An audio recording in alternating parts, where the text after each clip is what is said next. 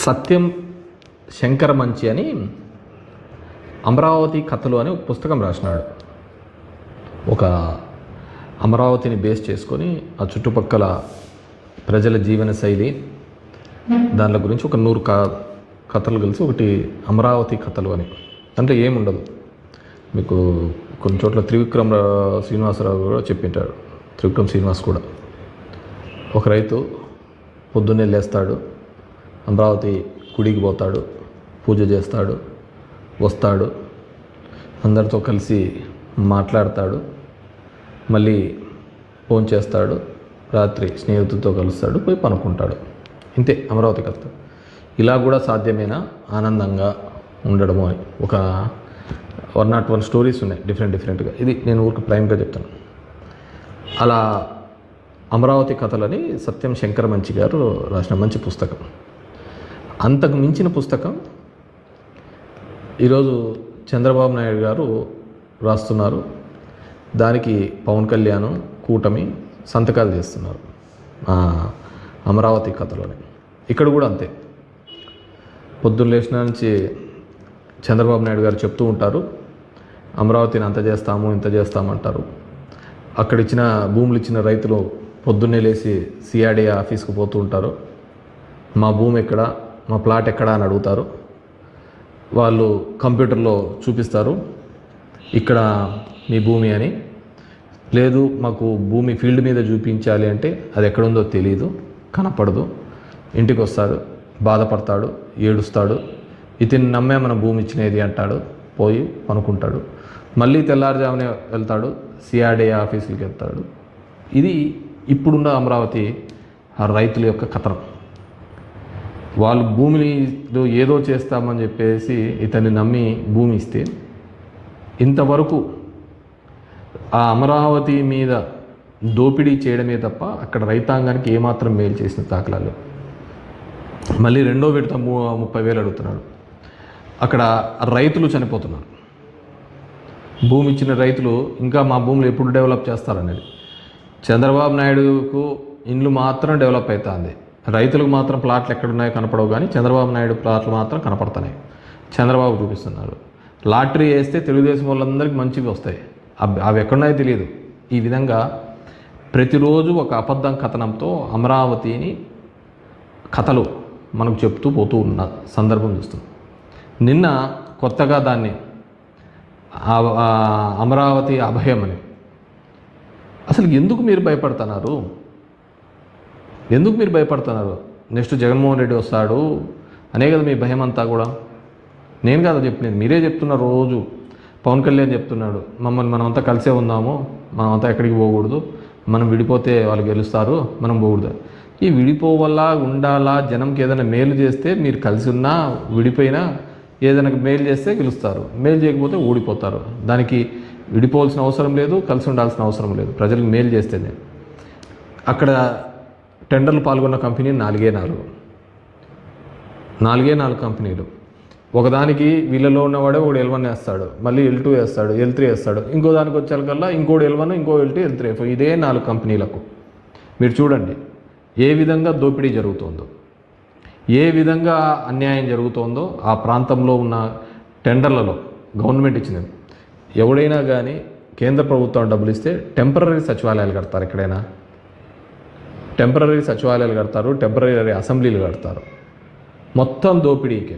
ఎంత ఎస్ఎఫ్టీ బయట మార్కెట్లో కూడా, హైదరాబాద్ లాంటి నగరాల్లో కూడా భూమితో పాటు, భూమి ఎకరా 100 crores కొన్న భూమిలో కూడా అన్ని ఫెసిలిటీస్తో ఎస్ఎఫ్టీ 10,000, 11,000 ఉంటే భూమి ప్రభుత్వాన్ని అయ్యి ఇక్కడ 14,000 రూపాయలు ఎస్ఎఫ్టీ పెట్టినారు.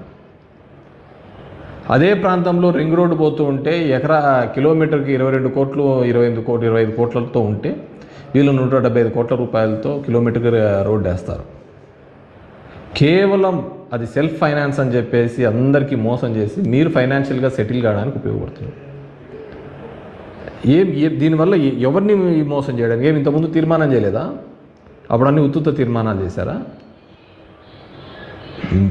జగన్మోహన్ రెడ్డి ఆ రోజు చెప్పాడు, ఈరోజు చెప్పాడు, అమరావతి అనేది అక్కడి నుంచి తీసివేయలేదు. 3 ప్రాంతాలు అభివృద్ధి చెందాలి అనే ఉద్దేశంతో ఎగ్జిక్యూటివ్ క్యాపిటల్ అదేవిధంగా జ్యుడిషియల్ క్యాపిటల్గా అక్కడ తీసుకొని రావడం జరిగింది, లెజిస్లేటివ్ క్యాపిటల్గా తీసుకొని రావడం జరిగింది తప్ప అమరావతిని ఆ ప్రాంతంలోనే ఉంచడం జరిగింది. అక్కడే అసెంబ్లీ ఉంటుంది. ఈరోజు కేవలం మీరు రియల్ ఎస్టేట్ కోసం మీరు ఇప్పుడు మీతో పాటు సింగపూర్ నుంచి తీసుకొని వచ్చాము అని చెప్పేసి ఈశ్వర్ అని చెప్పి ఎక్కడున్నాడు? ఈశ్వరను జైల్లో ఉన్నాడు. మీరు ఇష్టానుసారం చేసుకుంటా, మీరు ప్రజాధనం అంతా లూటీ చేసుకుంటా కేవలం ఆంధ్రప్రదేశ్ అందరి మీద కూడా మీరు ఈ అప్పుల్ని పెట్టే సందర్భం చూస్తున్నాం.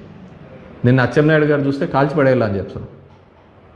ఈ అసెంబ్లీలో మీరు మాట్లాడాల్సిన మాటనా ఏదైనా నీకు అంతగా ఉండి అంటే ఇంకా మా సత్యకుమార్ చూస్తా అంటే నల్లమల్ల ఎండిపోతుందంట.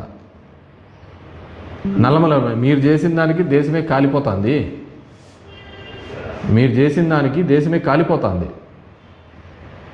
ఇంతకుముందు ఉన్నాయి నువ్వు చంద్రబాబుని తిట్టిన వీడియోలన్నీ, అవన్నీ చూపించాల.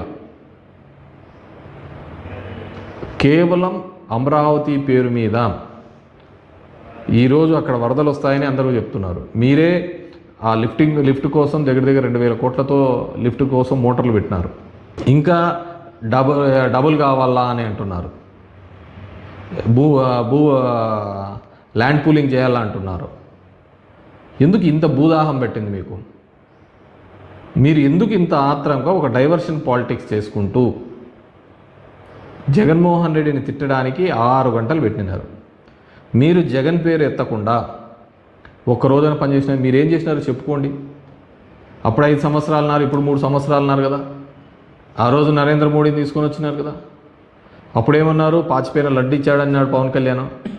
ఇదే పవన్ కళ్యాణ్ గారే కదా కర్నూలు నాకు రాజధాని అన్నాడు, వైజాగ్ ఎందుకు ఉండకూడదు రాజధాని అన్నాడు, అమరావతి ఒక గేటెడ్ కమ్యూనిటీ అని చెప్పినాడు. మరి ఈరోజు ఏమైపోయినాయి మాటలు? ప్రజలు మీరు ఆలోచించుకోవాలి. అమరావతి ప్రాంతానికి కానీ దీనికి కానీ వైఎస్ఆర్ కాంగ్రెస్ పార్టీ ఎప్పుడూ వ్యతిరేకం కాదు. కానీ అక్కడ రైతులకు ఇంతవరకు మీరు ప్లాట్లు ఎందుకు చూపించలేకపోతున్నారు? ఎందుకు మోసం చేస్తున్నారు వాళ్ళకు? దానికి వ్యతిరేకం. మీరు చేస్తున్న అవినీతికి వ్యతిరేకం. దాన్ని అమరావతికి అని చెప్పేసి వ్యతిరేకం. జగన్మోహన్ రెడ్డి ఏదున్నా కానీ క్లియర్గా చెప్పడం జరిగింది. మీలాగా మోసం చేయలేదు రైతుల్ని. వాళ్ళకి ఇవ్వాల్సిన పెన్షన్లు కావచ్చు, వాళ్ళకి ఇవ్వాల్సిన బకాయిలు కానీ అన్నీ ఇప్పించడం జరిగింది. కానీ మీరు అలా కాదు కదా. ఈరోజు ఈ ఆంధ్రప్రదేశ్ ప్రజలందరూ ఆలోచించుకోవాల్సింది ఒకటే, తను చెయ్యని దాన్ని తను చేశానని చెప్పుకోవటం, ఆ క్రెడిట్ తీసుకునే ఒక ప్రయత్నం చేస్తున్నారు. నిన్న లోకేష్ అంటున్నాడు మా వైఖరి చాలా స్పష్టంగా చెప్పడం జరిగింది కదా. మా వైఖరి మీరు చేస్తున్న అవినీతికి వ్యతిరేకించడమే మా వైఖరి. మీరు చేస్తున్న ఈ దోపిడీకి 8% కిక్ బ్యాక్స్ తీసుకుంటున్నారు, దానికి మేము వ్యతిరేకం. ఇచ్చిన దానిలో మీరు అడ్వాన్స్ మొబిలైజేషన్ 9,000 కోట్లు వస్తే 5,000 కోట్లు అడ్వాన్స్ మొబిలైజేషన్గా పోయినాయి. కేవలం 4-5 కంపెనీలకే అందరూ బాగు చేస్తున్నారు అక్కడ తప్ప అక్కడ ఉన్న అమరావతి డెవలప్ కావటం లేదు. ఇది డెవలప్, మీరేం డెవలప్ చేసినారు చూపియండి. అక్కడ తెచ్చిన బైపాస్ జగన్మోహన్ రెడ్డి కాదా తీసుకొని వచ్చిన బైపాస్? కాబట్టి ఇంకా ఇప్పటికైనా కానీ ఈ అమరావతి కథలు మానండి. ఈ అమరావతి కథలు జగన్మోహన్ రెడ్డి గారి మీద, వైఎస్ఆర్ కాంగ్రెస్ పార్టీ మీద నిందలు వేయడం మానండి. ఈరోజు రాష్ట్ర సంపదనంతా తీసుకుని ఒక ప్రాంతంలో పెట్టాలని ఒక ప్రయత్నం చేస్తున్నారు. దాన్ని మేము వ్యతిరేకిస్తున్నాం. మా ప్రాంతంలో అభివృద్ధి చెందాలని మేము కోరుతున్నాం. ఇప్పటికీ మా ప్రాంతంలో రాయలసీమ కావచ్చు, ఉత్తరాంధ్ర కావచ్చు, కోస్తా ఆంధ్ర కావచ్చు, అక్కడ జరుగుతున్నటువంటి అన్యాయానికి మేము ఖచ్చితంగా మీరు చేస్తున్న అన్యాయాన్ని మేము వ్యతిరేకిస్తున్నాం. ఈ రాష్ట్రానికి ఏదైనా మంచి జరిగింది అంటే అది వైఎస్ జగన్మోహన్ రెడ్డి గారు, అదేవిధంగా వైఎస్ రాజశేఖర రెడ్డి గారు ఉన్నప్పుడే జరిగింది తప్ప వేరేది ఎప్పుడు జరగలేదు. చెప్తా అంటాడు సైబరాబాద్ నేనే కట్టినానంట, పవన్ కళ్యాణ్ ఆ కొండలంతా తిరిగినాడంట. డెఫినెట్గా ఆ ప్రాంతంలో హైదరాబాద్ అనేది ఒక రింగ్ రోడ్డు వచ్చిన తర్వాత ఎంత డెవలప్ అయింది, భూములకి ఎంత విలువ వచ్చింది చెప్పండి. ఎందుకు ఊరికే లేని క్రెడిట్స్ మీరు తీసుకోవాలని ఒక ప్రయత్నం చేస్తున్నారు? 20 సంవత్సరాలు అయితే అక్కడ చంద్రబాబు నాయుడు ముఖ్యమంత్రిగా లేక 20 సంవత్సరాలలో గణనీయమైన మార్పులు జరిగింది. కాబట్టి ఈ డైవర్షన్ పాలిటిక్స్ మానుకోండి. జగన్మోహన్ రెడ్డి మీద, వైఎస్ఆర్ కాంగ్రెస్ పార్టీ మీద ఏడుపు మానండి. ఇంకా 2.5 సంవత్సరాలు అవుతాయి. మీరేమైనా చేసింటే దానిలకు చెప్పుకోవాల్సిందిగా కోరుతున్నాను. అమరావతిలో గజానికి లక్షల్లో చెల్లిస్తామని చెప్పి చంద్రబాబు గతంలో చెప్పినాడు. ఇప్పుడు ప్లాట్లు కూడా చూపించలేని స్థితిలో ఉన్నారు. కొంతమంది రైతులు కూడా చనిపోయినారు. ఆ ఆవేదన.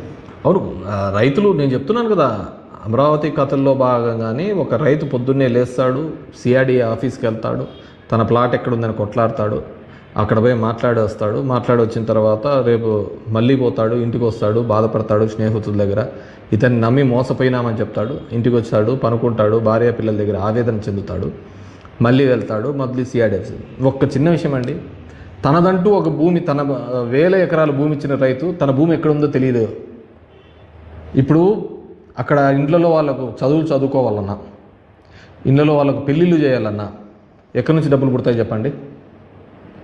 భూమి ఏడుందో చూపిలేకపోతుంది.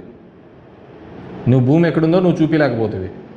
పంట పండిద్దామా అంటే పంట పండించడానికి వీలు లేకుండా చేసినారు. ఇంకెలా బతుకుతాడు రైతు అనేవాడు? వాళ్ళ చేతి ఏ విధంగా వస్తాయి? నువ్వు ఇచ్చిన పెన్షన్లతో బతికేస్తాడా? ఏదో అభివృద్ధి చేస్తామని అనుకున్నారు, కానీ ఇలా దోపిడీ చేస్తామని అనుకోలేదు కదా. ఇళ్ళలో పెళ్ళిళ్ళు కావాలంటే భూమి ఏదో అమ్ముకొని ఏదో ఒకటి చేద్దాము అనుకుంటా అంటే భూమి ఎక్కడుందో వాళ్ళకి తెలియదు పాపం. వ్యవసాయం చేద్దామంటే ఆ భూమి కనపడదు. అంతకంటే ఆవేదన కానీ ఘోరం కానీ ఏమైనా ఉంటుంది? డబ్బులు అది మామూలుగా 15,000 కోట్లు 20,000 కోట్లు ఏదో ఒకటి ల్యాండ్ అక్విజిషన్ చేసింటే కన్నా కూడా ఇంత నష్టం జరిగేది కాదు కదా. వాళ్ళకి చేతులకు డబ్బులు వచ్చేది కదా. ఈ పాటికి 12 ఏళ్ళు 15 ఏళ్ళుగా ఇప్పటికే మామూలుగానే అప్రిషియేట్ అయ్యేది కదా వాళ్ళు అనుకున్న రేట్ల ప్రకారము. మామూలు భూమి ఉన్నా ఇంత దౌర్భాగ్యమైన పరిస్థితి ఏ రైతుకు ఉండకూడదు.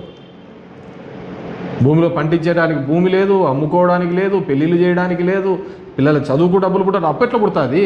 లేకుంటే ఒక యాక్టివిటీ ఉండాలి కదా, ఎకనామికల్ యాక్టివిటీ ఉండాలి కదా. ఏ ఎకనామికల్ యాక్టివిటీ లేకుండా కేవలం నీ ఆఫీసుల చుట్టూ తిరగడానికే సరిపోతుంది.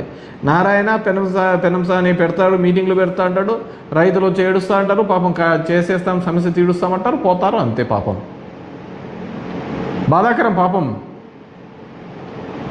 ఆ వాళ్ళతో ఉద్యమం చేయించి వాళ్ళనందరినీ డైవర్షన్ చేయించేసి వాళ్ళందరినీ కూడా రోడ్డును పాలు చేసినది ఎవరైనా? నిన్న పోస్టర్లు చూపిస్తున్నారు వాళ్ళందరినీ. ఇదని లోకేష్ వాళ్ళందరినీ ఇబ్బంది పెట్టినది చంద్రబాబు నాయుడు. ఆయన కదా మోసం చేసినది, మేము కాదు కదా మోసం చేసినది. మేము నిజం చెప్పాము. ఇన్ని వేల ఎకరాలలో ఇది చేయడం అనేది కష్టము, కాబట్టి అమరావతిని లెజిస్లేటివ్గా ఈ విధంగా చేసుకుంటూ పోతామని ఒక క్లారిటీతో చెప్పినాను. కానీ చంద్రబాబు లాగా మోసం చేయలేదు కదా. మీ భూమి రేట్లు కోట్లు అయిపోతాయని చెప్పేసి.